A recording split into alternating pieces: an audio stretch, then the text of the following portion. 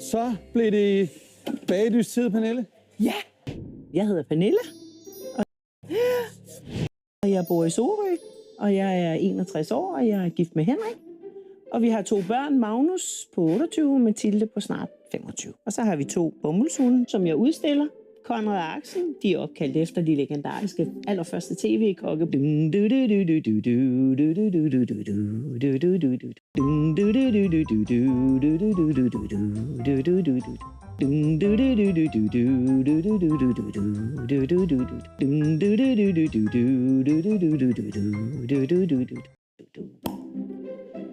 Både Henrik og vi elsker at lave mad og invitere gæster. Det er så meget værd.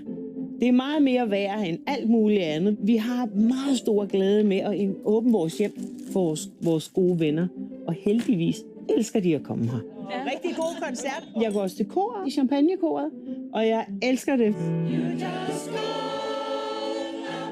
Jeg kan smadre godt lide, at der sker noget, og have det samvær med nogle skønne mennesker.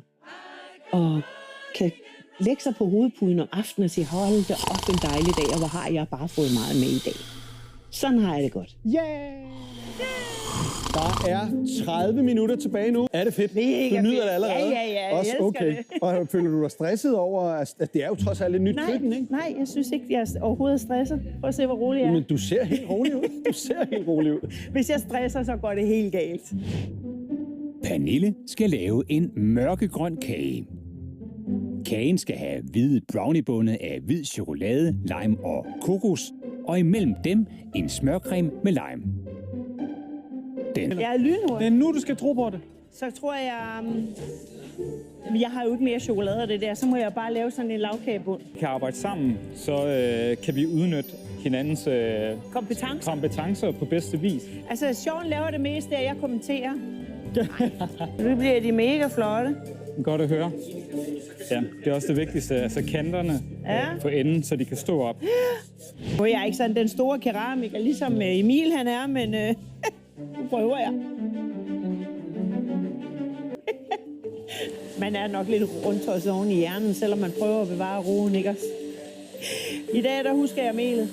Der står det frem. Det er godt. Det er godt. Ja. Det her, det er 100% på, at de godt kan lide. Det var alt for flad min smag i går. Der kommer så meget smag, så de glemmer det aldrig.